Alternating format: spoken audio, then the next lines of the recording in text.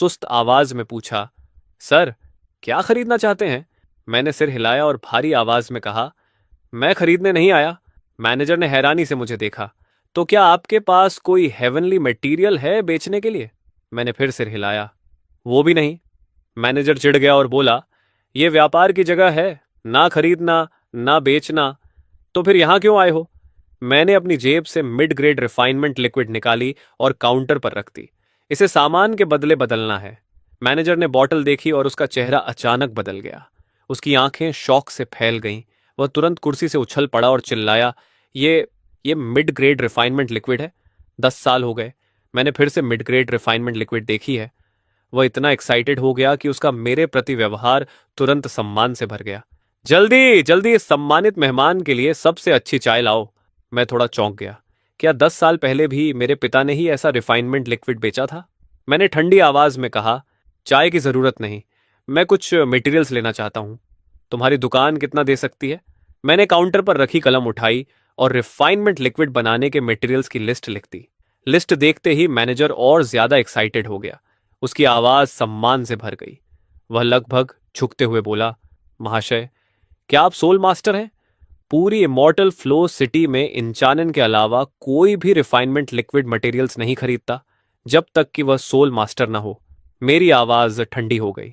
तुम बहुत कुछ जानना चाहते हो? मैनेजर डर गया और तुरंत खुद को थप्पड़ मारते हुए बोला, इस छोटे आदमी ने ज्यादा बोल दिया, कृपया माफ कर दीजिए। अगर मैं सच में सोल मास्टर था तो वह 10 जिंदगियों में भी मुझे नाराज करने की हिम्मत नहीं कर सकता था। मैंने कहा, बकवास बंद करो, बताओ कितना एक्सचेंज कर सकते हो? मैनेजर बोला, मार्केट प्राइस के हिसाब से एक bottle mid grade refinement liquid की कीमत 10,000 सिल्वर टेल्स है। रिफाइनमेंट मटेरियल्स की एक सेट 1,000 सिल्वर टेल्स की पड़ती है, तो हम आपको 10 सेट्स दे सकते हैं। फिर उसने इधर उधर देखा और धीरे से बोला, लेकिन अगर भविष्य में आपके पास और रिफाइनमेंट लिक्विड हो और आप हमें बेचें तो मैं फैसला लेकर आपको 11 सेट्स दे सकता हूं। मैं अंदर से खुश हो गया। एक बॉटल की कीमत 10,000 सिल्वर टेल्स, जबकि लो ग्रेड की सिर्फ 5,000 होती है, लेकिन उसके इफेक्ट को देखकर यह 2 गुनी कीमत पूरी तरह सही थी। मैंने थोड़ा सोचा और सिर हिला दिया। मैनेजर खुशी से झूम उठा और तुरंत 11 सेट्स मटेरियल्स मेरे सामने रख दिए। हाथ रगड़ते हुए उसने कहा, महाशय, कल लूशियन सिटी की एल्केमी एग्जीबिशन है। अगर आपके पास एक्स्ट्रा रिफाइनमेंट लिक्विड हो तो कृपया वहां हमें बेच दीजिए, ताकि वॉन फैमिली थोड़ी इज्जत बचा सके। उसकी लगभग भीख मांगती हुई एक्सप्रेशन देखकर मैंने हल्का सिर हिलाया। कोशिश करूंगा। ट्रेजर पैविलियन छोड़ने के बाद मैंने कंफर्म किया कि कोई मेरा पीछा नहीं कर रहा। फिर एक सुनसान गली में जाकर डिस्गाइज उतारा और सामान्य रूप से सड़क पर लौट आया। मैं कुछ ही कदम चला था कि अचानक किसी की मजाक उड़ाती आवाज सुनाई दी। अरे वाह, ये कौन है? मैंने देखा, लूसन घोड़े पर बैठा हुआ था। चेहरे पर घमंडी मुस्कान थी। उसके बगल में इंचानन भी था। दोनों ने मुझे देखा और घोड़े रोक दिए। लूसन ने पास के ट्रेजर पेविलियन की तरफ देखा और जोर से हंस पड़ा। पेट्रियार्किन, कुछ लोग अभी भी सपना देख रहे हैं कि उन्हें लो ग्रेड रिफाइनमेंट लिक्विड मिल जाएगी। इंचानन ने मुझे तिरछी नजर से देखकर मुस्कुराते हुए कहा, पूरे ल्यूजियन सिटी में मेरी इन फैमिली के अलावा कहीं रिफाइनमेंट लिक्विड नहीं मिलती। अगर तुम ट्रेजर पेविलियन में इसे मांगने गए थे तो तुम गलत जगह आ गए। फिर लुसेन हंसते हुए बोला, उनसे भीख मांगने से अच्छा है मुझसे भीख मांग लो। शायद मैं तुम्हें रिफाइनमेंट लिक्विड दे दूं, या फिर मुझसे ये मांग लो कि मैं तुम्हारी फियांस को छोड़ दूं। दोनों जोर जोर से हंसते हुए घोड़ों पर आगे बढ़ गए, जबकि इंचानन जाते जाते मुझे तिरछी नजरों से घूरता रहा। दुनिया को नष्ट करने वाले अल्केमी लिक्विड के बारे में भूल जाओ। जब तक मैं इंचानन यहां हूं, तुम अपनी पूरी जिंदगी में अल्केमी लिक्विड की एक बूंद भी पाने के बारे में सोच नहीं सकते। यह कहकर उसने अपने घोड़े को एड़ी मारी और उसे पकड़ने निकल पड़ा। मैंने बस कंधे उचका दिए। लो ग्रेड अल्केमी लिक्विड तो कुत्ते भी नहीं चाहते।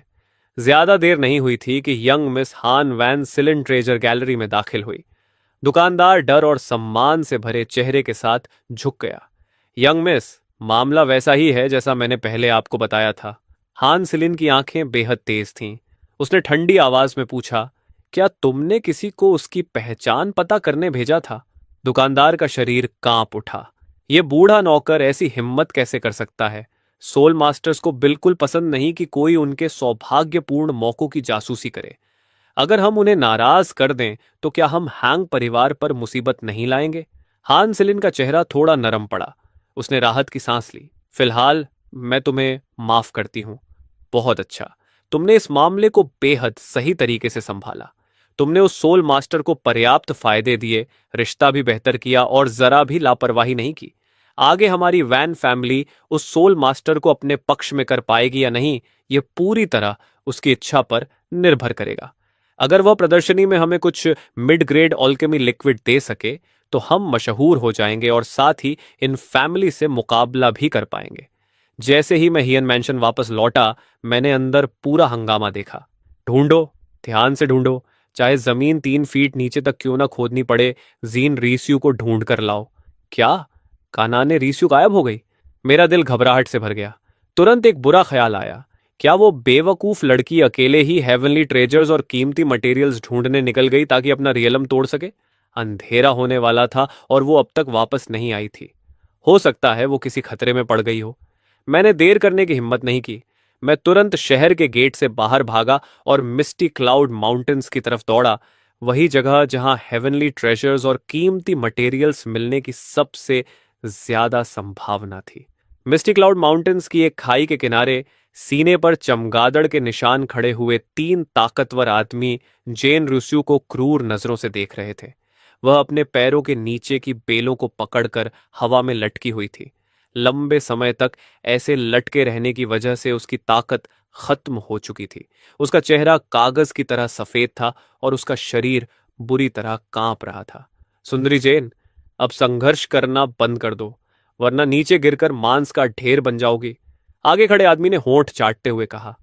दूसरा आदमी हंसते हुए बोला, चलो जल्दी ऊपर आ जाओ। हर दुश्मनी की जड़ होती है और हर कर्ज का मालिक होता है। हम बस तुम्हें लूसन का जुए का कर्ज चुकाने के लिए पकड़ रहे हैं। हम कसम खाते हैं कि तुम्हारे साथ कुछ गलत नहीं करेंगे। लेकिन ऐसा कहते हुए भी उनकी लालची निगाहें एक पल के लिए भी नहीं हट रही थीं। अगर आकर्षक शरीर वाली जेन रियूजू उनके हाथ लग जाती तो अंजाम सोचना भी मुश्किल था। जेन रिसूए ने दांत भींचकर एक एक शब्द बोलते हुए कहा, सपने में भी मत सोचना। आगे वाला आदमी गुस्से से भर गया। उसकी आंखों में खतरनाक चमक आई। उसे ऊपर खींचो। उसे विश्वास नहीं था कि जेन रुज्यू सच में खुद को छोड़कर इस अथाह खाई में कूद जाएगी।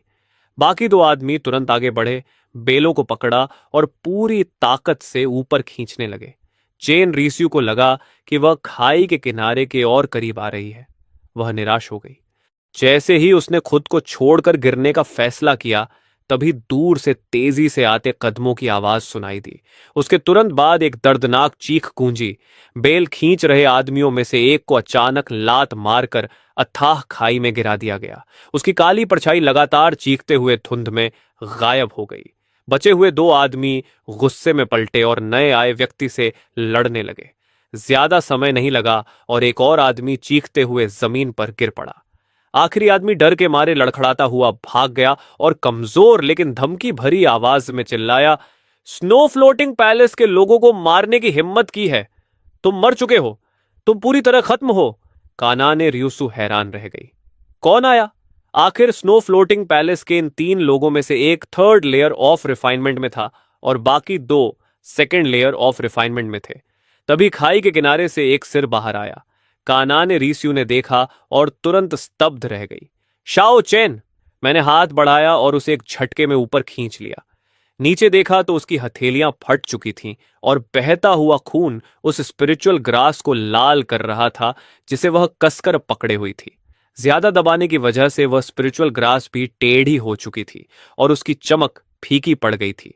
उसकी आवाज निराशा से भरी थी। इसे ढूंढने में मुझे बहुत मेहनत लगी थी। मेरा दिल भावनाओं से भर गया। मैंने उसे धीरे से गले लगाया और धीमी आवाज में कहा, भविष्य में मेरे लिए अपनी जान जोखिम में मत डालना। जेन रियोसू मेरे सीने से लग गई। उसे इस बात का अफसोस था कि वह मेरी मदद नहीं कर सकी, लेकिन साथ ही इस बात की मिठास भी थी कि मैं उसे इतना महत्व देता हूं। तो मैं फैन जेन के दिल में इतनी महत्वपूर्ण हूं? मैंने उसे शांत किया। फिर मैं जमीन पर पड़े स्नो फ्लोटिंग पैलेस के लोगों की लाशों की तरफ मुड़ा। मेरे मन में एक विचार आया। मैं झुका और थोड़ी देर टटोलने के बाद एक लाश से एक टोकन निकाला। वह सच में स्नो फ्लोटिंग पैलेस का टोकन था। सिटी लॉर्ड मैंशन पहले ही इन पर इनाम घोषित कर चुका था। स्नो फ्लोटिंग पैलेस के एक दानव को मारने पर सिटी लॉर्ड मैंशन के सोल स्पिरिचुअल पूल में एक बार कल्टीवेशन करने का मौका मिलता था। मैंने टोकन रख लिया और आसमान की तरफ देखा। अब पूरी तरह अंधेरा हो चुका था और पहाड़ का रास्ता दिखाई नहीं दे रहा था। मजबूर होकर मैं जेन रीस्यू को लेकर एक सुरक्षित गुफा में रात बिताने चला गया। रात और गहरी होती गई।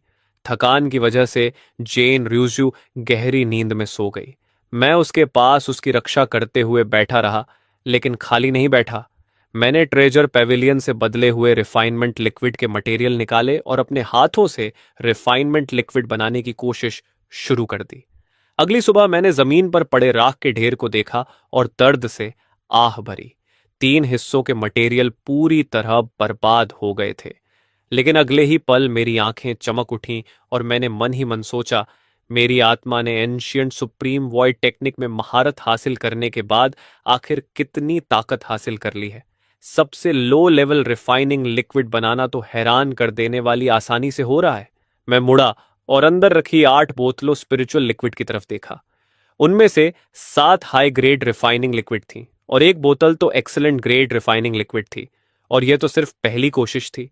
अगर भविष्य में मेरे तरीके और ज्यादा निपुण हो गए तो एक्सेलेंट ग्रेड रिफाइनिंग लिक्विड बनाना और भी आसान होगा। इतना चौंकाने वाला नतीजा देखकर मुझे खुद भी यकीन नहीं हो रहा था। क्या मेरी सोल पावर सच में फाउंडेशन एस्टैब्लिशमेंट रियलम तक पहुंच गई है? मैंने धीमी आवाज में बड़बड़ाया, फिर अपने विचार समेटे और बेसब्री से उस एक्सेलेंट ग्रेड रिफाइनिंग लिक्विड की बोतल उठा ली और एक ही घूंट में पी गया। तुरंत ही बेहद शक्तिशाली औषधीय शक्ति मेरे शरीर में फट पड़ी। उसे निकलने वाली aura low grade refining liquid से 10 गुना ज्यादा थी, जिससे मेरा शरीर थोड़ा फूल गया, जैसे कोई गोल गुब्बारा हो। मैंने लापरवाही करने की हिम्मत नहीं की और तुरंत पालथी मारकर बैठ गया। मैंने जल्दी से उस ऑरा को पचाने के लिए मानसिक सूत्र चलाया। 1 घंटे बाद मैंने धीरे धीरे आंखें खोली। मेरी आंखें हैरानी से भरी हुई थीं। दूसरी तरफ हायन मैंशन के अंदर का माहौल बिल्कुल अलग था। लूसेन पसीने से लथपथ था। उसका चेहरा बेहद खराब दिख रहा था और वह अपने सामने घूर रहा था, जहां रिफाइनिंग लिक्विड की 10 खाली बोतलें पड़ी थीं। उसने भारी और गुस्से भरी आवाज में दहाड़ा, "ये क्या हो रहा है?" मैंने सब कुछ पी लिया, फिर भी मैं आगे क्यों नहीं बढ़ पाया। बगल में खड़ी चेन यिनफन भी उलझन में थी। ऐसा नहीं होना चाहिए था। 9 ग्रेड स्प्रिट रूट और लो ग्रेड रिफाइनिंग लिक्विड की 10 बोतलें, इतना तो कोई सुअर भी कॉन्टेम्पलेशन स्टेट पार कर जाता, लेकिन तुम्हारी कल्टीवेशन बिल्कुल नहीं बढ़ी। वह मजबूरी में उसे दिलासा देने लगी, लूसन, रिफाइंड जेड हमेशा तुरंत नहीं चमकता। शायद तुम बहुत जल्दी आगे बढ़ना चाह रहे थे और तुम्हारा मेंटल स्टेट बिगड़ गया। वैसे भी तुम हारे नहीं हो। उस बेकार फैंचन के पास तो सिर्फ 1 ब्राउ स्पिरिचुअल रूट है और 2 ब्राउ रिफाइनिंग लिक्विड है। उसके लिए आगे बढ़ना तो और भी नामुमकिन है। ज्यादा से ज्यादा इसे बराबरी मान लो। यह सुनकर लूसन की तनी हुई नसें थोड़ी ढीली पड़ी। उसके चेहरे पर तिरस्कार उभर आया। वो भी मेरी बराबरी करने लायक है। मेरा आगे न बढ़ना सिर्फ अस्थाई है, लेकिन वो अपनी पूरी जिंदगी में आगे बढ़ने का सपना भी मत देखे। चलो, मैं हॉल चलते हैं और फैसला करते हैं कौन बेहतर है। उसी समय मैं और जेन रूस्यू सुबह की हल्की रोशनी में हायन मैंशन लौटे।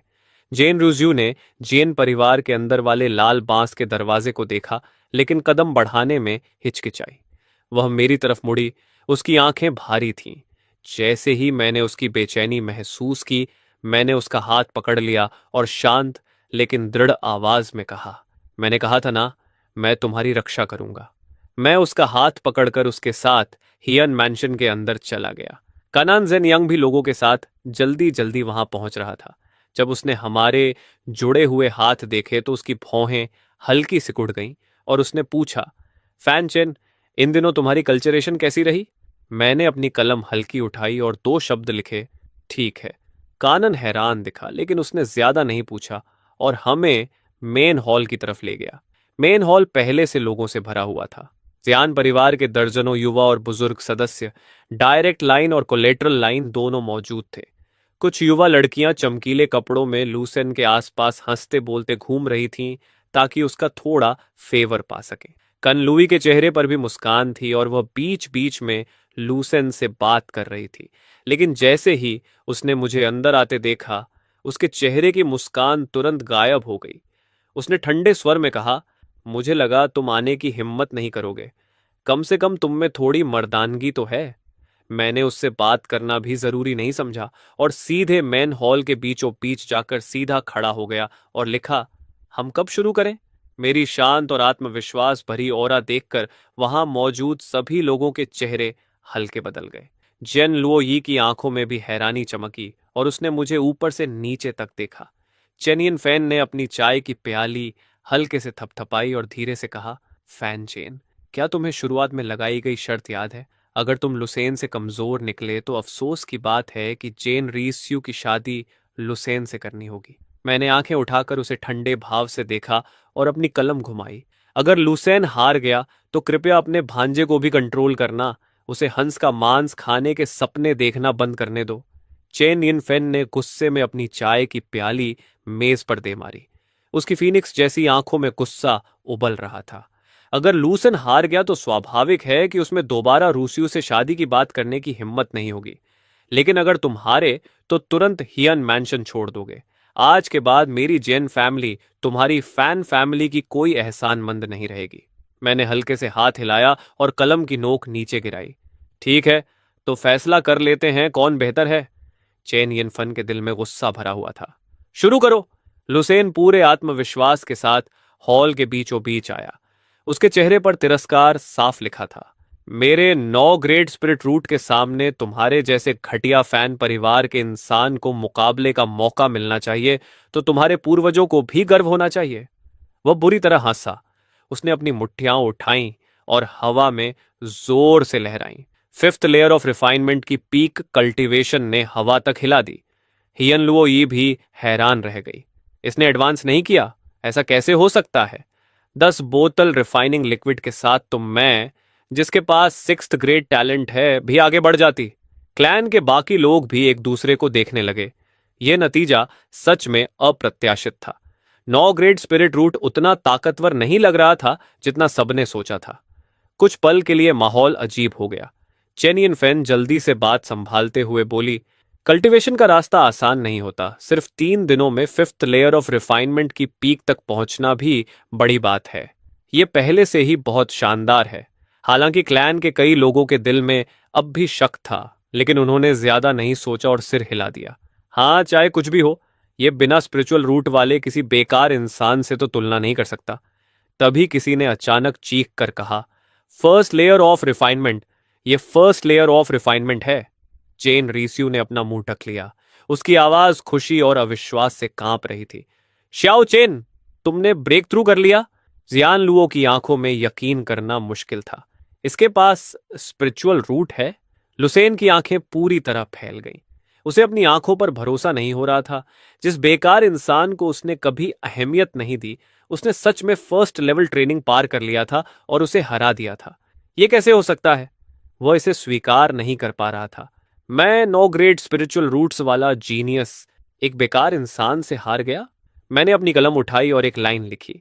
अगर मेरे फैन परिवार के पूर्वजों को पता चले कि मैंने 9 ग्रेड स्पिरिचुअल रूट्स वाले किसी इंसान को हराया है तो उन्हें और भी ज्यादा गर्व होगा।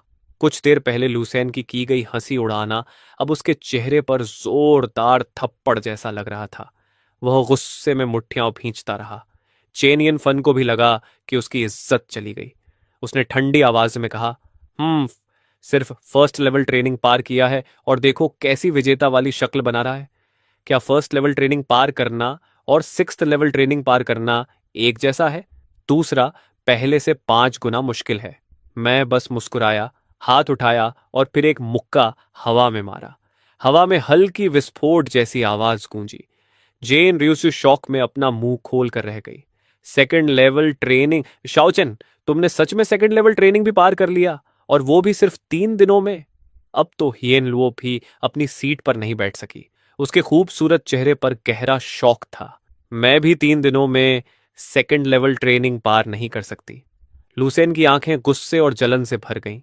फर्स्ट लेवल पार करना ही काफी शॉकिंग था, लेकिन 2nd लेवल ट्रेनिंग पार करना तो सीधा कुचल देने जैसा था। चेन यिनफन भी हिल गई, लेकिन फिर भी जबरदस्ती बोली, सेकेंड लेवल ट्रेनिंग तक पहुंचना इतना मुश्किल नहीं है, बस किसी तरह लुसेन की बराबरी कर पाया है। लेकिन जैसे ही उसने ये कहा, मैंने फिर से हवा में मुक्का मारा। इस बार तेज धमाके जैसी साफ आवाज गूंजी, जैसे सबके चेहरे पर जोरदार थप्पड़ पड़ा हो। हियन लुओई शौक से अपनी सीट से उछलकर खड़ी हो गई। उसे पता भी नहीं चला कि उसकी कुर्सी पीछे गिर गई।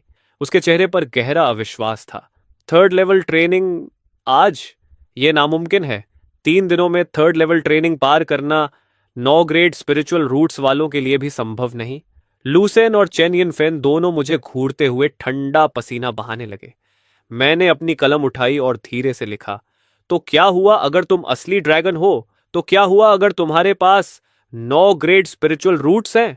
लूसेन ने बेहद अपमान महसूस किया और गुस्से में चिल्लाया, तुम किस बात पर घमंड कर रहे हो? सुन लो, टियनजी पैविलियन के लोग रास्ते में हैं। मैं सीधे टियनजी पैविलियन में शामिल हो जाऊंगा और तुम सिर्फ थर्ड लेवल ट्रेनिंग का एक बदबूदार कीड़ा हो। तुम मेरी बराबरी करने लायक नहीं हो। चेन यिनफेन की भी आज पूरी इज्जत मिट्टी में मिल गई थी। उसने मुझे घूरते हुए चिल्लाकर कहा, अच्छा, तुम्हारे पास स्पिरिचुअल रूट्स हैं। मैं बेकार हूं, तुम बहुत महान हो ना। अगर तुम इतने ही काबिल हो तो 10 दिनों के अंदर मेरे लिए एक शानदार दहेज तैयार करो। अगर नहीं कर पाए तो मुझे एंगेजमेंट तोड़कर जेन रुजू की शादी किसी और से कराने का दोष मत देना। यह कहकर उसने मेज पर जोर से हाथ मारा और लूसेन को लेकर गुस्से में चली गई। मैंने बस कंधे उचका दिए और इसकी परवाह नहीं की। अगर यह पहले होता तो शायद मैं भी चिंतित होता, लेकिन अब नहीं, क्योंकि मैं एक सोल मास्टर हूं। ऐसा सोल मास्टर जो महंगी पिल्स रिफाइन कर सकता है। तभी मुझे याद आया कि कल मैंने जेमबाओ पैविलियन के मैनेजर से लक्सियन सिटी की ग्रैंड एग्जीबिशन में हिस्सा लेने का वादा किया था। यही सही मौका था high quality training medicine refine करने का। इन्हें बेचकर बहुत पैसा कमाया जा सकता था, है ना? सिटी लॉर्ड मैंशन के सामने चौड़ी सड़क के दोनों तरफ स्टॉल लगे हुए थे। आज पूरे शहर के मेडिसिन रिफाइनिंग फैमिलीज की ग्रैंड एग्जीबिशन थी। बड़े और छोटे सभी रिफाइनर्स अपने सबसे बेहतरीन मेडिसिन दिखाने आए थे। इन परिवार के हेड इंचानिन अपने स्टॉल पर सबसे ज्यादा बिकने वाली लो ग्रेड ट्रेनिंग मेडिसिन दिखा रहा था। उसके सामने लोगों की भीड़ समुद्र जैसी उमड़ी हुई थी। दूसरी तरफ वॉन परिवार का उतना ही बड़ा स्टॉल बेहद सुनसान था। ठंडा माहौल देखकर वैनसिलिन बेचैन हो गई। क्या वो एक्सपर्ट सच में आएगा? मैनेजर उसके पास खड़ा कड़वी मुस्कान के साथ बोला, ज्यादातर सोल मास्टर्स अकेले रहते हैं और अपनी मर्जी से आते जाते हैं। वो आएगा या नहीं, ये पूरी तरह उसके मूड पर निर्भर है। वह भी बहुत परेशान था। अगर वो सोल मास्टर आ गया तो वॉन परिवार को मिड ग्रेड ट्रेनिंग मेडिसिन मिलेगा और वे इन परिवार को पीछे छोड़ देंगे। लेकिन अगर वो नहीं आया तो ये एग्जीबिशन पूरी तरह इन परिवार का सोलो शो बन जाएगा। अगले साल वान परिवार के दिन और मुश्किल हो जाएंगे। उन्हें और ज्यादा बेचैन करने वाली बात यह थी कि इन परिवार ने शायद और भी ताकतवर स्किल एक्टिवेट कर ली थी। खबर थी कि इंचानिन ने सफलतापूर्वक एक mid grade training medicine refine कर ली है। भले ही उसकी सक्सेस रेट सिर्फ 1% हो, लेकिन अगर यह खबर फैल गई तो बहुत बड़ा सनसनी मच जाएगी। वान परिवार के पास अब सिर्फ एक ही रास्ता था, उस सोल मास्टर का सहारा लेना। उसी समय काले चोगे में मैं धीरे धीरे वान परिवार के स्टॉल पर चढ़ा। कमांडर हांग इधर उधर टहल रहा था। जैसे ही उसने काले कपड़ों वाली मेरी परछाई देखी, उसकी भौहें सिकुड़ गईं। तुम? मैनेजर ने भी तुरंत मेरे कपड़े पहचान लिए और उसका दिल तेजी से धड़कने लगा। मिस, क्या यही वो सोल एक्सपर्ट है? कमांडर हैंग अंदर से कांप उठा और जल्दी से आगे बढ़कर सम्मान से झुक गया। कमांडर हैंग, एक्सपर्ट को मेरा प्रणाम। मैनेजर ने जल्दी से परिचय करवाया। एक्सपर्ट, ये मेरी वॉन फैमिली की बड़ी मिस है, जो फैमिली अफेयर्स की वाइस प्रेसिडेंट हैं। मैंने वान परिवार के मामलों में कोई दिलचस्पी नहीं दिखाई और भारी आवाज में सीधे पूछा, तुम लोग अल्केमी बिजनेस का कितना हिस्सा संभाल सकते हो? कमांडर हैंग ने अपनी भावनाएं छिपा ली। ये सोल मास्टर सच में वन परिवार के साथ सहयोग करना चाहता है। उसकी आंखें हल्की सी हिलीं और उसने कहा, हमारी वॉन फैमिली ने मार्केट प्राइस के हिसाब से 1 लाख सिल्वर टेल्स तैयार किए हैं। हम 10th rank mid grade Alchemy business संभाल सकते हैं। यह सुनकर मैंने हल्का सा भौहें सिकोड़ ली।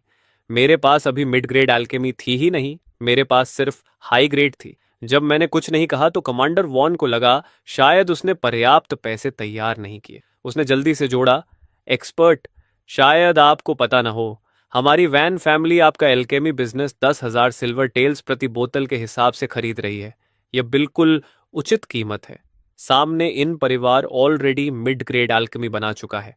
अगर भविष्य में दोनों परिवार कंपीट करेंगे तो सेलिंग प्राइस निश्चित रूप से 10,000 से नीचे गिर जाएगी। हमारी वॉन फैमिली पॉपुलैरिटी कमाने के लिए घाटा उठाने को भी तैयार है। मैंने शांत स्वर में कहा, मैं मिड ग्रेड प्रोडक्ट्स नहीं बेचता। ये सुनते ही मैनेजर के माथे पर पसीना आ गया। उसने साफ साफ कहा था कि वह इस सोल मास्टर को मौके पर मिड ग्रेड एल्केमी बेचने के लिए बुलाएगा। तभी मैंने चुपचाप एक बोतल निकाली, उसे अपनी हथेली में घुमाया और कहा, मैं सिर्फ यह बेचता हूं। कमांडर वान और मैनेजर ने एक साथ देखा। कमांडर वान किसी तरह शांत रहा, लेकिन अंदर से हिल गया, जबकि मैनेजर सीधे चिल्ला पड़ा, हाई ग्रेड एल्केमी एक्सपर्ट, आप हमें यह बेचने वाले हैं? मैंने पूछा, तुम लोग खरीदना नहीं चाहते? मैनेजर तुरंत बोला, नहीं नहीं, ऐसा नहीं है। हम जरूर खरीदना चाहते हैं। यह हाई ग्रेड एल्केमी है। सिर्फ लक्सियन सिटी ही नहीं, आसपास के शहरों में भी ऐसी टॉप क्वालिटी स्पिरिचुअल मेडिसिन कभी नहीं दिखी। इसके साथ वॉन फैमिली तुरंत मशहूर हो जाएगी, इन फैमिली का मार्केट शेयर छीन लेगी और लक्ष्यन सिटी की नंबर 1 एल्केमी फैमिली बन जाएगी। इन फैमिली की मिड ग्रेड एल्केमी इसके सामने कुछ भी नहीं है। लेकिन फिर मैनेजर चिंतित होकर बोला, एक्सपर्ट, आप हर बोतल की कीमत कितनी रखेंगे? ये बहुत महंगी चीज है। मैंने सुना है दूर की जगहों पर इसकी एक बोतल 50,000 सिल्वर टेल्स तक बिकती है। अगर आपने बहुत ऊंची कीमत मांगी तो हमारी वान फैमिली ज्यादा मात्रा में इसे खरीद नहीं पाएगी। मैंने हल्के से कहा, 10,000 सिल्वर टेल्स। कमांडर वान की आंखों में गहरी शंका चमकी। एक्सपर्ट, आपको पता है मिड ग्रेड एल्केमी भी 10,000 सिल्वर टेल्स की होती है? उसे लगा शायद मेरा कोई और मकसद है। तभी मैंने 3 और बोतलें निकालकर सामने रख दी और शांत स्वर में कहा, मेरी सिर्फ एक शर्त है, इन परिवार को बर्बाद कर दो। कमांडर वान को तुरंत सब समझ आ गया, इसलिए यह एक्सपर्ट इतनी सस्ती कीमत पर बेच रहा था क्योंकि उसकी इन परिवार से दुश्मनी थी। इन परिवार ने सच में गलत इंसान को नाराज कर दिया था। उन्होंने सेकंड रैंक सोल मास्टर को उकसाने की हिम्मत कैसे की? उसने तुरंत फैसला किया, अगर एक्सपर्ट लंबे समय तक इतनी कम कीमत पर हाई ग्रेड एल्केमी सप्लाई कर सकता है तो इन परिवार को गिराना कोई मुश्किल नहीं। मैंने सिर हिलाया और कहा, ठीक है, मुझे अल्केमी मटेरियल्स दो और मैं अभी तुम्हारे लिए बड़ी मात्रा में हाई ग्रेड अल्केमी बनाऊंगा। कमांडर वॉन ने तुरंत मटेरियल्स और एल्केमी रूम तैयार करने का आदेश दिया। दोपहर तक एग्जीबिशन अपने सबसे बड़े रश पर पहुंच गई। तभी इंचानन जोर जोर से हंसने लगा। सभी लोग सुनिए, मैं एक बड़ी खबर बताना चाहता हूं। हमारी इन फैमिली ने सफलतापूर्वक मिड ग्रेड एल्केमी बना ली है। इसकी कीमत 13,000 सिल्वर टेल्स होगी। भीड़ में जोरदार शोर मच गया। भले ही यह मार्केट प्राइस से महंगी थी, लेकिन मिड ग्रेड एल्केमी ऐसी चीज थी जिसकी डिमांड ज्यादा और सप्लाई बहुत कम थी। खरीद पाना ही किस्मत की बात थी, इसलिए थोड़ी महंगी होने पर भी लोग तैयार थे। अपने स्टॉल की तरफ उमड़ती भीड़ देखकर इंचानन जोर से हंसा। जब से पैन फू आया था, इन परिवार की किस्मत लगातार चमक रही थी। तभी कमांडर हैंग भी मुस्कुराते हुए एक लाल कपड़े से ढकी ट्रे लेकर आगे आया और बोला, सभी लोग, हमारी वैन फैमिली भी एक अच्छी खबर बताना चाहती है। इंचैनन चौंक गया। उसने भौहें सिकोड़कर कहा, यह लड़की कोई चाल चल रही है, सिर्फ मेरी इन फैमिली का मुकाबला करना चाहती है। इसके लिए असली ताकत चाहिए। उसके बोल खत्म भी नहीं हुए थे कि कमांडर हैंग के होंठ हल्के से ऊपर उठे और उसने सीधे कहा, आज से वॉन फैमिली सीमित मात्रा में हाई ग्रेड रिफाइनिंग एसेंस उपलब्ध कराएगी। फिर उसने लाल कपड़ा हटाया और हाई ग्रेड रिफाइनिंग एसेंस की बोतल सबके सामने आ गई। पूरा माहौल धमाके की तरह फट पड़ा। इंचानन समझ ही नहीं पाया कि वॉन परिवार ने एक रात में हाई ग्रेड रिफाइनिंग एसेंस कहां से ला दी। वह सच में डर गया जब उसने देखा कि उसके स्टॉल के सामने खड़े सारे ग्राहक दूसरी तरफ भाग रहे हैं, तो वह जल्दी से चिल्लाया, इतना एक्साइटेड मत होइए। हाई ग्रेड रिफाइनिंग एसेंस की कीमत कम से कम 50,000 सिल्वर टेल्स होती है। क्या आप लोग अफोर्ड कर सकते हैं? यह सुनकर कई लोग रुक गए और शर्मिंदा चेहरे बनाने लगे। सच में इतनी कीमती चीज आम लोग खरीद ही नहीं सकते थे। बेहतर है लो ग्रेड और मिड ग्रेड एसेंस ही खरीदी जाए। लेकिन कमांडर वॉन के होंठ फिर से मुस्कुराहट में उठे और उसने कहा, पुराने और नए ग्राहकों का धन्यवाद करने के लिए वॉन फैमिली घोषणा करती है कि अगले 1 महीने तक हाई ग्रेड रिफाइनिंग एसेंस की कीमत सिर्फ 12,000 सिल्वर टेल्स होगी। उसने यह कीमत बहुत सोच समझकर तय की थी। 10,000 एक्सपर्ट को जाएंगे, 1,000 मटेरियल्स का खर्च था और वॉन फैमिली को सिर्फ 1,000 सिल्वर टेल्स का छोटा सा प्रॉफिट मिलेगा। लेकिन इतना भी इन परिवार को हराने के लिए काफी था। जो भीड़ अभी रुकी थी वह फिर से फट पड़ी और पागलों की तरह वैन फैमिली के स्टॉल की तरफ दौड़ गई। ये अफरा तफरी शाम तक चलती रही। दूसरी तरफ इन चांगसेन अपने स्टॉल पर पड़े लो ग्रेड रिफाइनिंग एसेंस को खून भरी आंखों से घूरता रह गया। ये क्या हो रहा है? क्यों? आखिर क्यों? इनचैन समझ ही नहीं पा रहा था कि वैन परिवार के पास इतनी सस्ती हाई ग्रेड रिफाइनिंग एसेंस अचानक कहां से आ गई। ऐसा लग रहा था जैसे ये सब जानबूझकर इन परिवार को निशाना बनाने के लिए किया गया हो। उसने दांत पीसते हुए धीमी आवाज में कहा, कमांडर वान, चाहे तुम किसी के सहारे खड़े हो, अगर तुम हमारी इन फैमिली को गिराना चाहते हो तो अभी बहुत छोटे हो। मुझे भी उसके पीछे खड़े डाउ प्रोटेक्टर को बुलाना पड़ेगा ताकि वह हमारी इन फैमिली की मदद करे। दूसरी तरफ वान परिवार के अस्थाई तंबू में मैं आराम से चाय की चुस्की लेकर गला तर कर रहा था। सिर्फ एक दिन में मैंने कुल 50 बोतल हाई ग्रेड रिफाइनिंग एसेंस और 10 बोतल एक्सलेंट ग्रेड रिफाइनिंग एसेंस बना ली थी। एक्सलेंट ग्रेड एसेंस मैंने खुद के लिए रख ली और हाई ग्रेड एसेंस वॉन परिवार को 5 लाख सिल्वर टेल्स में बेच दी। तभी कमांडर हैंग लड़खड़ाते हुए बैंक नोट्स हाथ में लिए अंदर आया। उसके शरीर से हल्की खुशबू आ रही थी। उसने सम्मान से कहा, सीनियर, ये आपके 5 लाख सिल्वर टेल्स के बैंक नोट्स हैं। मैं बिना कोई भाव दिखाए उन्हें लेकर अपने कपड़ों में रख लिया और कहा, कल मैं हाई ग्रेड रिफाइनिंग एसेंस का एक और बैच बनाऊंगा। बस सिल्वर और मटेरियल्स तैयार रखना। इतना कहकर मैं जाने के लिए उठा। तभी कमांडर हैंग ने जल्दी से कहा, सीनियर, कृपया रुकिए। उसकी आंखों में समझदारी की चमक थी। हाई ग्रेड रिफाइनिंग एसेंस इन परिवार के आधे साम्राज्य को गिराने के लिए काफी है, लेकिन उनके पास अभी भी लो ग्रेड एसेंस है, इसलिए वे पूरी तरह खत्म नहीं होंगे। मैंने थोड़ा सोचा और उसकी बात समझ गया। आखिर हाई ग्रेड एसेंस सिर्फ कुछ ही वॉरियर्स खरीद सकते थे। ज्यादातर लोग अभी भी लो ग्रेड एसेंस ही खरीदते थे। इन परिवार लूसन को सपोर्ट करने के लिए हमें दबाने में कोई कसर नहीं छोड़ रहा था। इसका हिसाब तो मुझे बराबर करना ही था। कमांडर हैंग ने सावधानी से पूछा, सीनियर, क्या आप कुछ लो ग्रेड रिफाइनिंग एसेंस भी बना सकते हैं? मैं कुछ देर चुप रहा। ऐसा नहीं था कि मैं लो ग्रेड एसेंस नहीं बना सकता था, लेकिन उसकी डिमांड बहुत ज्यादा थी। अगर मैं दिन रात भी रिफाइन करता तब भी मार्केट की डिमांड पूरी नहीं होती। मेरी सबसे बड़ी प्रायोरिटी कल्टीवेशन थी। सिर्फ इन परिवार से निपटने के लिए इतना समय बर्बाद करना सही नहीं था।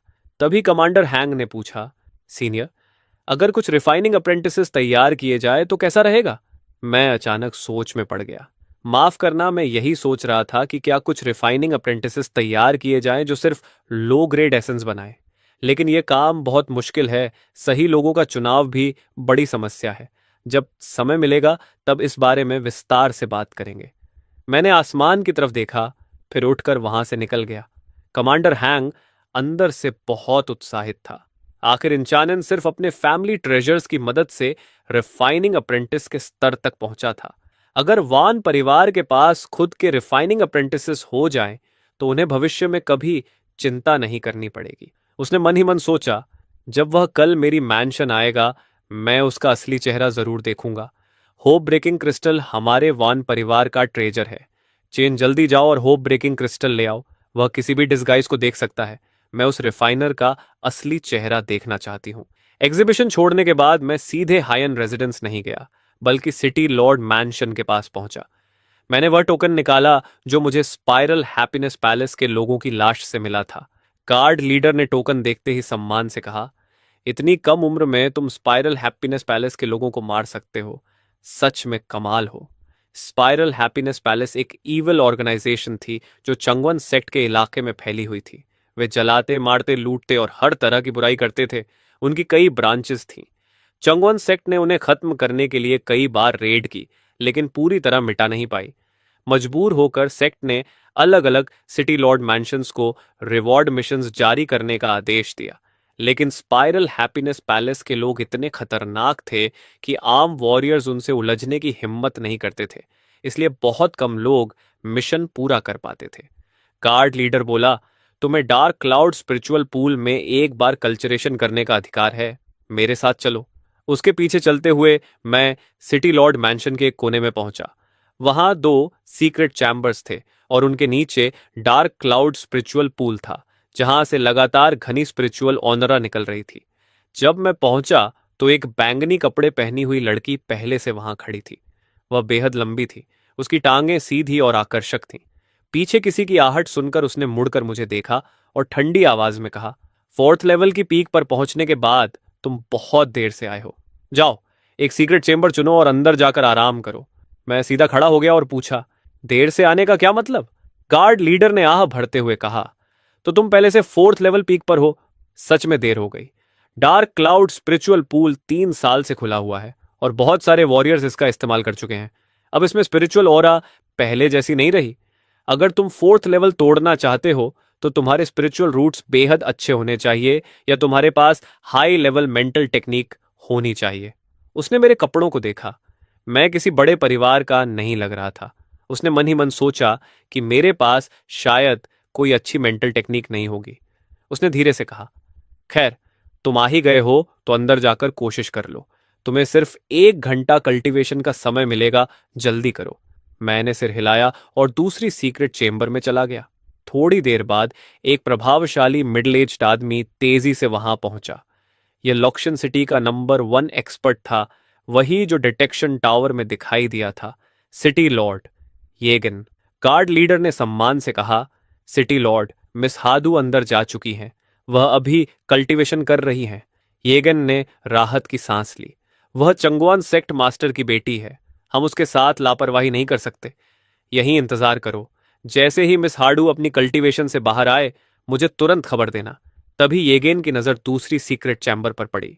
उसने भौहें सिकोड़कर पूछा, अंदर कौन है? गार्ड लीडर ने जवाब दिया, ये एक अनजान युवा है जिसने ब्लड बेली पैलेस के लोगों को मारा है। यह सुनकर यजीफेन नाराज होकर बोला, तुम उसे मिस हार्डू की कल्चरेशन खत्म होने तक बाहर इंतजार नहीं करवा सकते थे? गार्ड लीडर हिचकिचाते हुए बोला, तो क्या मैं उसे अभी बाहर बुला दूं? इजीफेन ने पास पास बनी दोनों सीक्रेट चेंबर्स को देखा, फिर थोड़ा सोचकर बोला, छोड़ो, एक अनजान लड़का है, उसकी कल्टीवेशन भी ज्यादा नहीं है, वह मिस हार्डू की कल्टीवेशन पर कोई असर नहीं डालेगा। दूसरी तरफ सीक्रेट चैम्बर के अंदर मैं पूरी तरह कल्टीवेशन में डूब चुका था। मेरी पारदर्शी स्पिरिचुअल रूट्स किसी विशाल पेड़ की जड़ों की तरह, पागलों की तरह आसपास की स्पिरिचुअल ऑरा को निगल रही थी। उसी समय मेरी high level technique clear wind true sutra भी चल रही थी, जो स्पिरिचुअल रूट्स की अब्सॉर्प्शन स्पीड और बढ़ा रही थी। दोनों मिलकर एक साथ ऑरा को खींच रहे थे। बगल वाले कमरे में बैंगनी कपड़े पहनी हुई लड़की अचानक मेडिटेशन से जाग गई। उसने ऑरा के फ्लो को महसूस किया और उसके ठंडे चेहरे पर शक उभरा। यह क्या हो रहा है? मैं अपनी सेक्ट की हाईएस्ट मेंटल टेक्निक कल्टीवेट करती हूं और मेरी स्पिरिचुअल रूट्स भी रेयर क्वालिटी की हैं। ऐसी हालत में ऑरा मेरी तरफ आना चाहिए था। उसने फिर से अपनी टेक्निक चलाई और ऑरा वापस खींचने की कोशिश की, लेकिन उसकी चेंबर की ऑरा वापस आने के बजाय और तेजी से मेरी तरफ बहने लगी। उसके चेहरे पर घबराहट आ गई। क्या दूसरी तरफ वाले की स्पिरिचुअल रूट्स मुझसे कहीं ज्यादा मजबूत हैं? आखिर उसने कल्टीवेशन रोक दी, क्योंकि वैसे भी यहां की ऑरा अब उसके लिए ज्यादा काम की नहीं थी। वह बाहर आई और दरवाजे की दरार से मेरी चैम्बर की हालत महसूस करने लगी। उसकी सेंसेस में ऐसा लगा जैसे अंदर कोई ब्लैक होल हो जो सारी स्पिरिचुअल ऑनरा निगल रहा हो। मेरी स्पिरिचुअल एनर्जी खींचने की स्पीड देखकर वह हिल गई। उसके दिमाग में अचानक एक नाम चमका। क्या यह वही लेजेंडरी स्पिरिचुअल लिकर टैलेंट है जिसे मिस्टर एल ने डिटेक्ट किया था? उसने स्टोन डोर को घूरा। उसकी आंखों में चैलेंज साफ दिख रहा था।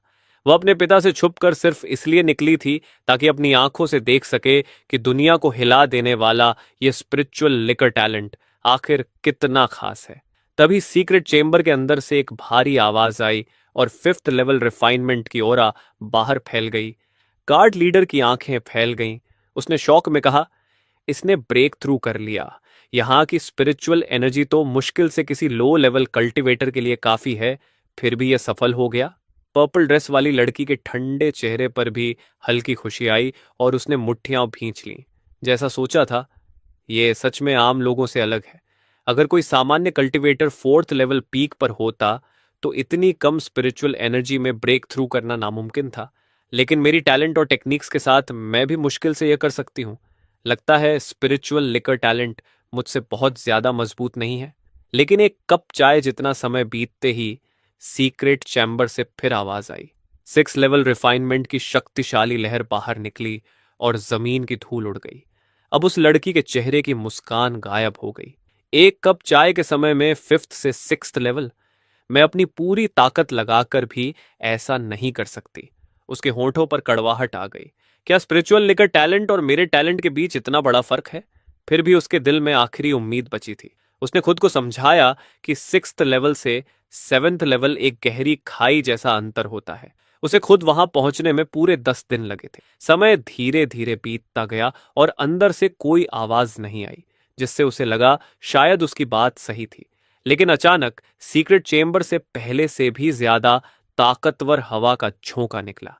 गार्ड लीडर लगभग गिर पड़ा और शॉक में चिल्लाया, 7th लेवल रिफाइनमेंट! सिर्फ 1 घंटे में 4th लेवल पीक से सीधे 7th लेवल रिफाइनमेंट! अब पर्पल ड्रेस वाली लड़की का ठंडा चेहरा पूरी तरह टूट गया। उसकी आंखें शौक से भर गईं। उसने अविश्वास में बड़बड़ाया, असंभव! स्पिरिचुअल लिकर टैलेंट और मेरा टैलेंट सिर्फ 2 रैंक्स दूर हैं। फिर इतना बड़ा अंतर कैसे हो सकता है? यह उसके लिए बहुत बड़ा झटका था। उसका दिल लगभग टूट गया। जिस टैलेंट पर उसे इतना गर्व था, वह मेरे स्पिरिचुअल लिकर टैलेंट के सामने कुछ भी नहीं निकला। मैं पूरे शरीर पर पसीना लिए सीक्रेट चेंबर से बाहर आया। जब मैंने देखा कि वह लड़की बाहर खड़ी है, तो मुझे समझ आ गया कि मेरी कल्टीवेशन ने उसे डिस्टर्ब किया होगा। मैंने तुरंत हाथ जोड़कर कहा, मिस, माफ कीजिए, मैंने आपको परेशान किया। लड़की ने मुझे जटिल भावों से देखा, अपने दांत भींचे और कहा, मेरा नाम लीनन है, इसे याद रखना। जब तुम मेरे लेवल तक पहुंच जाओगे, मैं तुमसे एक निर्णायक लड़ाई चाहती हूं। इतना कहकर उसने अपनी कमर से लटक रहा एक पर्पल टोकन निकाला और मेरी तरफ फेंक दिया। इसे रख लो। अगर कभी तुम्हारी जान खतरे में हो तो इसे निकाल लेना, लेकिन बेहतर होगा कि तुम मरना मत। इतना कहकर वह मुड़ी और चली गई, मुझे वहीं पूरी तरह कंफ्यूज छोड़कर। मैंने सिर खुजलाया। मैंने इसे कब नाराज कर दिया? अचानक मुझसे डिसाइसिव बैटल क्यों चाहती है? और टोकन भी दे गई। मैं उलझन में बाहर निकल गया। दूसरी तरफ लीनन लक्ष्यन सिटी छोड़कर एक सफेद क्रेन पर उड़ रही थी। कुछ ही देर बाद उसके ऊपर अचानक काले बादल छा गए। उसने ऊपर देखा तो एक विशाल नीला ईगल उड़ रहा था, जिसके ऊपर सफेद रोब पहने एक मिडिल एज्ड आदमी हाथ पीछे बांधे खड़ा था। उसके शरीर से निकल रही पावरफुल ऑरा ने आसपास की तेज हवाओं को पूरी तरह दबा दिया था। उसे देखते ही लीनन शॉक में आ गई और तुरंत घुटनों पर बैठकर बोली, चांद सेक्ट की डिसाइपल लीनन तियांजी पैविलियन के वाइस डायरेक्टर चेन को प्रणाम करती है। उसके सामने खड़ा व्यक्ति टियांजी पैविलियन के 4 वाइस डायरेक्टर्स में से एक था, चेनेंडो। साफ था कि वही लुसेन को लेने आया था। चेनेंडो ने ठंडी आवाज में कहा, तुम्हारे पिता तुम्हें हर जगह ढूंढ रहे हैं, तो तुम यहां निकली थी? चेन चेंडाओ मुस्कुराया। वह और चानगुआन सेक्ट मास्टर एक ही गुरु के शिष्य थे और उनका रिश्ता बहुत गहरा था। जब लुसेन को खबर मिली कि उसकी बेटी घर से भाग गई है, तो उसने चेन चेंडाओ से कहा था कि अगर उसका कोई सुराग मिले तो ध्यान रखे। चेन चेंडाओ ने नीचे लक्सियन सिटी की तरफ देखा और तुरंत समझ गया कि लियू किंग सियान यहां क्यों आई थी। वह उत्सुक होकर पूछ बैठा, तो क्या तुम उस स्पिरिचुअल लिकर टैलेंट से मिली? कैसा था वो? यह सवाल सुनते ही लियू किंग सियन की आंखें हल्की लाल हो गईं। उसने बेहद दुखी स्वर में कहा, वो बहुत ज्यादा अनफेयर है। चेन चेंडाओ हैरान रह गया। उसकी यादों में लियू किंग सियान ऐसी लड़की थी जो किसी के सामने झुकती नहीं थी और हमेशा जीतना चाहती थी। उसे रोने जैसी हालत में देख वह सच में चौंक गया। उसने तुम्हारे साथ क्या किया, बताओ? चेन चेंडाओ मजे से कहानी सुनने वाले मूड में था, लेकिन जैसे जैसे लियू किंग सियान ने सब बताया, उसके चेहरे की मुस्कान गायब हो गई। यह नामुमकिन है। क्या तुम्हें यकीन है कि तुम्हारी सेंसिंग गलत नहीं थी? लियू किंग सियान ने दांत भींचकर कहा, 1 घंटे में 4th लेवल रिफाइनमेंट पीक से सीधे 7th लेवल रिफाइनमेंट तक मैं खुद 8 ग्रेड स्पिरिचुअल रूट हूं, 9 ग्रेड से बस एक कदम दूर, लेकिन मेरी कल्टीवेशन स्पीड उसकी आधी भी नहीं है। चेन चेनदाओ के शॉक्ड चेहरे को देखकर लियू किंगसियन का मूड थोड़ा अच्छा हो गया। देखा, सिर्फ मैं ही नहीं टूटी हूं, अब आप खुद जाकर उसे चेक कर लीजिए। वैसे भी मैंने उसे इंजन ऑर्डर दे दी है, पहचानना आसान होगा। ठीक है, मैं चलती हूं। यह कहकर वह सफेद क्रेन पर बैठी मछुआरों का गाना गुनगुनाते हुए उड़ गई और चेन चेन डाओ को वहीं शॉक्ड छोड़ गई। उसने मन ही मन सोचा, क्या 9 ग्रेड और 8 ग्रेड के बीच का फर्क सच में इतना बड़ा हो सकता है? मुझे खुद देखना होगा। जब मैं हायन मैंशन वापस लौटा तो देखा कि सर्वेंट्स फूलों के गमले सजा रहे थे, मेज कुर्सियां साफ कर रहे थे। यहां तक कि जियन जेनियन, जो परिवार का पेट्रियार्क था, खुद काम कर रहा था और जियान रुस्यू भी उसकी मदद कर रही थी। मैंने हैरानी से पूछा, क्या हो रहा है? मुझे देखते ही हियान जनियान ने नाराज होकर कहा, वहां खड़े क्या हो, जल्दी आकर मदद करो। जियान रूसवे ने मुझे एक कपड़ा पकड़ा दिया। सिटी लॉर्ड ने अभी खबर भेजी है कि तियानजी पैविलियन के बड़े लोग आ रहे हैं।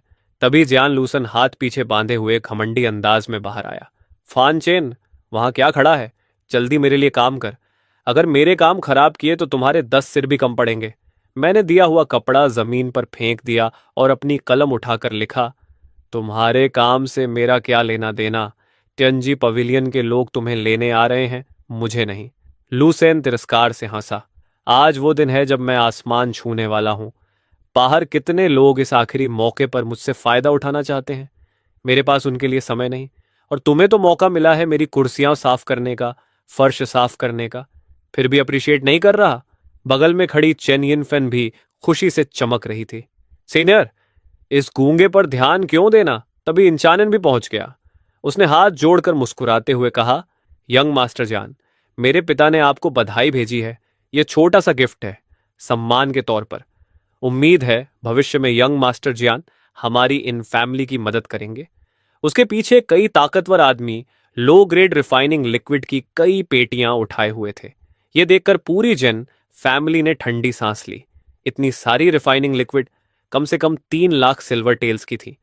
हायन जेनियन और चेन यिनफेन डर गए। वे इतना भारी गिफ्ट लेने की हिम्मत नहीं कर पा रहे थे। लेकिन लूसेन जोर से हंसा और सब स्वीकार कर लिया। फैमिली हेड इन, तुम सही समय पर आए हो। आओ आओ, यहां काम करने वाले हर इंसान को एक एक बोतल दो। फिर उसने मेरी तरफ देखकर तिरस्कार से कहा, लेकिन उस गूंगे को कुछ मत देना। इसके बाद क्लैन मेंबर्स से लेकर सर्वेंट्स तक सबको खुशी खुशी लो ग्रेड रिफाइनिंग लिक्विड की एक बोतल मिली। सिर्फ मेरे हाथ खाली रहे। लूसेन मुस्कुराकर बोला, फैनचन, अब पछता रहे हो? एक लो ग्रेड रिफाइनिंग लिक्विड ऐसे ही हाथ से निकल गया, बड़ा नुकसान हो गया। मैंने अपने सीने में रखी हाई ग्रेड और एक्सट्रीम ग्रेड रिफाइनिंग लिक्विड्स को छुआ और सोचा कि इन्हें जल्द ही समझ आएगा कि लोगों को उनकी शक्ल देखकर जज नहीं करना चाहिए। फिर मैंने कलम उठाकर शांति से लिखा, अगर मैं तुम्हारी जगह होता तो टियानजी पवेलियन में ऑफिशियली दाखिल होने से पहले ये गिफ्ट कभी स्वीकार नहीं करता। इंचनेन ने तिरस्कार से कहा, फैनचन, मैं देना चाहता हूं और यंग मास्टर जियान लेना चाहता है, तुम्हें बीच में बोलने की क्या जरूरत? मैंने इंचैन को देखा, हल्की हंसी के साथ लिखा, मुझे बस डर है कि फैमिली हेड इन बाद में दोनों तरफ से नुकसान उठाकर बहुत पछताएगा। इंचानन जोर से हंस पड़ा, मैं पछताऊंगा? मैंने already wine grade spiritual talent पर दांव लगाया है, मुझे पछताने की कोई वजह नहीं दिखती। तभी अचानक तेज हवा चली और एक विशाल नीला ईगल धीरे धीरे जेन परिवार के ऊपर उतरा। उसके ऊपर खड़ा आदमी इतनी भयानक ऑरा छोड़ रहा था कि सबकी सांसें अटक गईं। वह हवा में खड़ा हो गया। लूसन ने उत्साह से कांपते हुए फैनचन की तरफ देखा और कहा, फैनचन, मेरा ग्लोरी मोमेंट आ गया है। ध्यान से देखो कैसे मैं कार्प की तरह ड्रैगन गेट पार करके 9 हेवंस का असली ड्रैगन बनता हूं। चेन जनगांव के आने पर हियन जनियांग, लुसेन और पूरा जियान परिवार घर के बाहर घुटनों पर बैठकर उसका स्वागत करने लगा। सभी लोग शॉक्ड थे। उन्हें लगा था कि कोई साधारण डीकन आएगा, लेकिन कौन सोच सकता था कि खुद तियंजी पाविलियन का वाइस चीफ आएगा। इससे सब और भी ज्यादा डर और सम्मान से भर गए। यह साफ था कि तियंजी पाविलियन वाइन ग्रेड स्पिरिचुअल टैलेंट को उम्मीद से कहीं ज्यादा महत्व देता है। चंद जनेदाओं ने बेसब्री से पूछा, तुम लोगों में वाइन ग्रेड स्पिरिचुअल टैलेंट कौन है? 1 घंटे में लगातार 3 लेवल्स तोड़ने वाली बात उसके दिमाग में घूम रही थी। सबकी नजरें तुरंत लूसेन पर टिक गईं। लूसेन गर्व से मुस्कुराया, आगे बढ़ा और सम्मान से झुक गया। यह युवा लूसेन वाइस पवेलियन मास्टर चेन को प्रणाम करता है। यह सुनते ही चेन सिनेदाओ तुरंत आगे बढ़ा और उसे खुद उठाया। वह बार बार सिर हिलाकर उसकी तारीफ करने लगा। बुरा नहीं, बिल्कुल बुरा नहीं, सच में एक प्रॉमिसिंग युवा हो। लूसेन खुश होकर अंदर ही अंदर फूल गया। उसने कभी नहीं सोचा था कि वाइस पवेलियन मास्टर चेन उसके साथ इतना अच्छा व्यवहार करेगा, जिससे वह थोड़ा नर्वस भी हो गया। चेन सेनेदाओ मुस्कुराया और लूसेन का हाथ पकड़कर बोला, नर्वस मत हो, अगर ध्यान से सोचो तो हम लगभग एक ही इलाके के हैं। 30 साल पहले मेरा जन्म पास के बिलियो सिटी में हुआ था। जब मेरा 8th grade spiritual talent detect हुआ था, तब मैंने भी टीएनजी पवेलियन को हिला दिया था। और अब 30 साल बाद तुम्हारा 9th ग्रेड स्पिरिचुअल टैलेंट फिर से टियांजी पेविलियन को शौक दे रहा है। यह हमारी किस्मत है। यह सुनते ही सबको समझ आ गया कि चेन सेनेदाओ वही लेजेंडरी जीनियस था जिसका कभी 8th grade black spiritual talent detect हुआ था। और अब उसका खुद आगे बढ़कर लूसेन से दोस्ती करना सबके लिए साफ संकेत था कि लूसेन जब टियांजी पवेलियन जाएगा तो उसे चेन सेनेदाओ की खास प्रोटेक्शन मिलेगी। इसका मतलब लूसेन का फ्यूचर लगभग लिमिटलेस था। इंचनेन ने उत्साह में मुट्ठियां भींच लीं और खुद से बड़बड़ाया, मैंने कहा था ना, इंचानन कभी गलत फैसला नहीं करता। लूसेन जैसे टैलेंट पर दांव लगाना मेरी जिंदगी का सबसे सही फैसला है। चेन सेनेडाओ और लूसेन काफी देर तक बातें करते रहे। जब दोनों थोड़ा फैमिलियर हो गए, तब चेन सेनेदाओ ने घुटनों पर बैठे जियन क्लैन की तरफ देखा और अधीरता से कहा, सब लोग उठ जाओ। कनान सबसे पहले उठा और सम्मान से बोला, वाइस पेविलियन मास्टर चेन, कृपया अंदर आइए। इसके बाद सब लोग मेन हॉल में गए।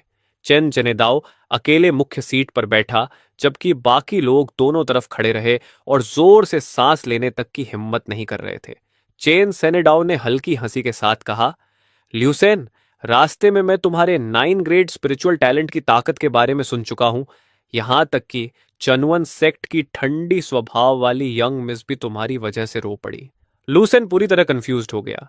चनुअन सेक्ट की यंग मिस? वो कौन है?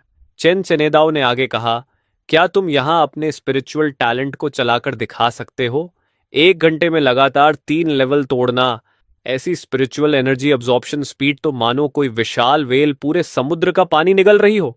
लूसेन ने सिर हिलाया और हॉल के बीचों बीच चला गया। उसे लगा कि टियांजी पवेलियन के लोग उससे उसकी एबिलिटीज दिखाने के लिए जरूर कहेंगे, लेकिन उसे महसूस हुआ कि सिर्फ स्पिरिचुअल टैलेंट चलाना उसकी 9th ग्रेड टैलेंट की असली ग्रेटनेस साबित नहीं करेगा। तभी उसके दिमाग में एक और आइडिया आया। उसने सम्मान से कहा, वाइस पवेलियन मास्टर चेन, क्या इसे एक स्पारिंग मैच में बदला जा सकता है? चेन चेनेदाओ ने दिलचस्पी से पूछा, तुम किसके साथ स्पार करना चाहते हो? लूसेन ने मन ही मन ठंडी हंसी हंसी, फिर अपना हाथ उठाकर सीधे फैन चेन की तरफ इशारा किया। उसकी आंखों में तिरस्कार भरा हुआ था। क्या तुम हिम्मत करोगे मेरे साथ फिर से मुकाबला करने की?